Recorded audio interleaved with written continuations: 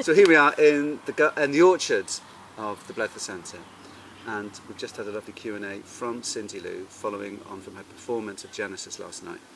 And Cindylou, first of all, thank you for the show. Thank you. And thank you for the wise words of wisdom and inspiration that you gave our students.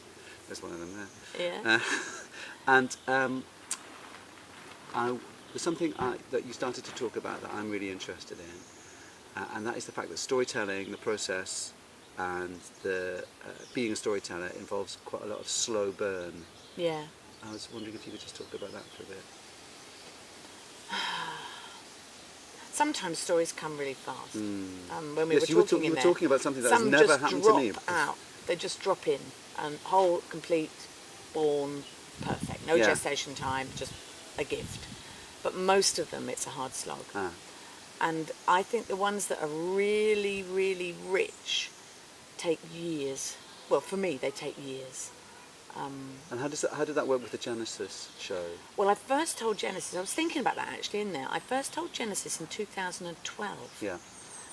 When it was just quite a literal, scriptural story. God was changed into female, the snake was a messenger, that bit was there, but there was no real finesse to it. It was, and it was all about performance then. So I was on a performance course, so it was all about the timing and the resonance of your voice and audience gaze and all those technical things.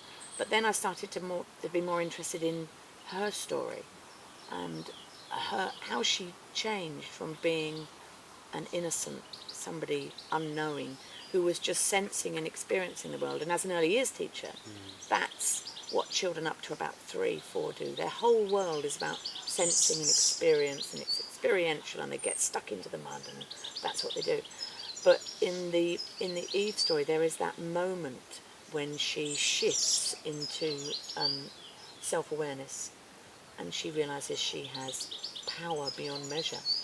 And then she wants to share that with Adam, and then when Adam gets it, and then all the complications that come with that power and the shame and the guilt, and then the beginning, that journey of integrating it, I suppose.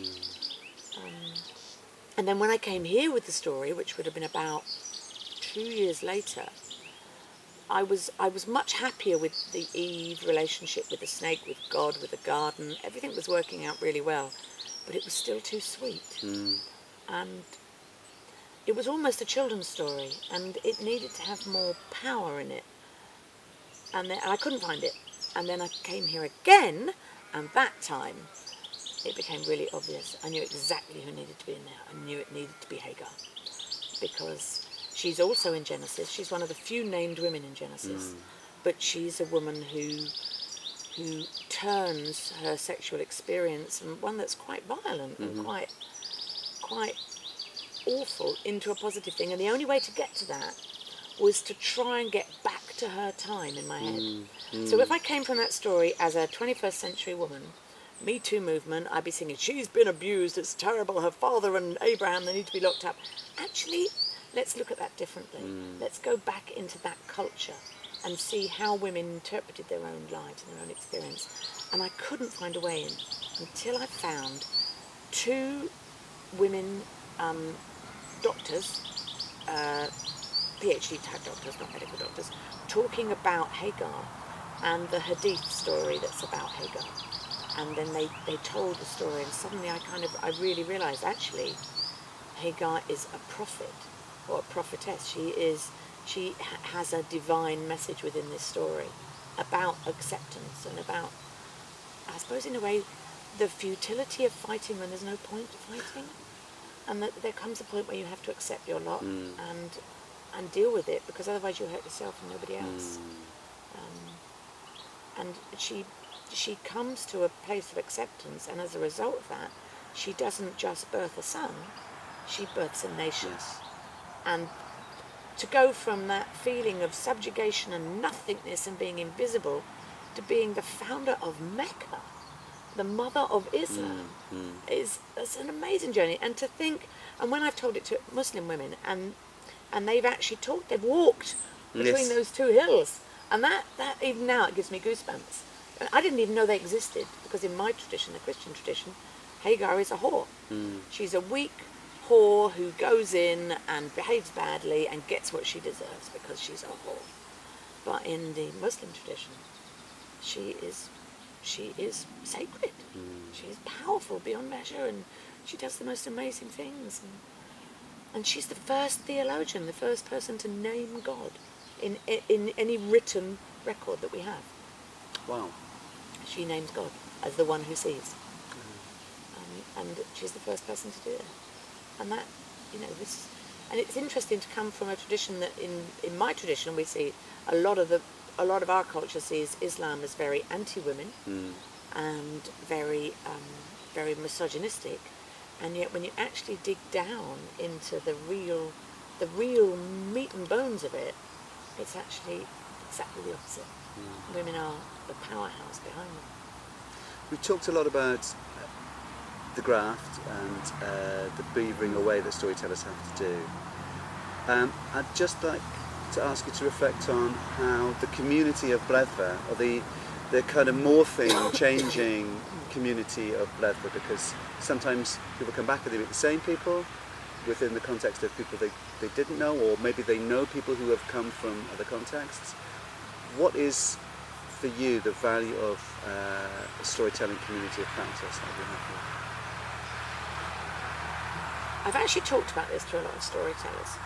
And one who shall remain nameless said to me, "Cindylou, why are you going to Bleddfa? There's people that don't know about storytelling. It's way beneath you." And I said to her, I think you're missing a trick there. Because what you have, apart from Albert's tractor, hi Albert, apart from the tractors going up the road, what you have in Bleddfa is a very small little group of people, some of whom have absolutely no experience of story, some of whom are accomplished professionals. I mean, I've been here with people who've got multiple PhDs in storytelling, like real brain boxes when it comes to storytelling. People with amazing repertoires, people who have never told stories, as I've said before. And when you put that together, you get this kind of, it's like a melting pot. It's so rich. You get so many different viewpoints and insights. You watch people learn, people make progress, people don't make progress, people struggle, people can't get it, but we're all held together in this. And I know you don't like me saying things like this, but it's because you and Hazel hold it so safely. Thank you. And I think it's a really powerful place. I don't think there's anywhere better, and I consider it my studio and my workshop. That's an interesting way of seeing it, as a kind of a place of... It's like a writer's retreat. That's how it functions for me. Great. I come here with a story that I know I want to tell, but I know I just cannot do it on my own. I can't sort it out. And you said that once, why do we think we can do this on our own? We just can't. No, this is a team game. It's too big. Yeah, it's a community game, Yeah. and you need a community. And this is, geographically, this is a super space. It's so quiet, it's so away from everything. It's so stunningly beautiful, and it's so old. Yeah. So when you're walking this land, you know people have walked this land for thousands of years, and one day there were bears here in the past. Which is how it got its name. I think you've actually answered one of the questions. Oh, have I? Yeah. But the other thing is the thing that you said, you were very clear about it. There's almost a kind of, what's the word I'm looking for? Like a catchphrase or a kind of superficial thing that people say is that humans are the storytelling animal kind of thing. And it's something that's just said. But when we were having our conversation in there with the group, you were very, very clear. There was a discussion about that, and you were very, very clear that to tell a story is to be human, and to be human is to tell a story. I was wondering if you could briefly say something about that. I don't think the two are separable.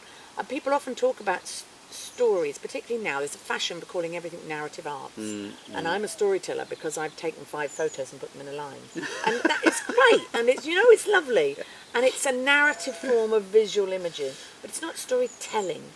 Storytelling has to involve the voice or sign language. It's about live interactions between human beings, and we do it all the time. We cannot not do it.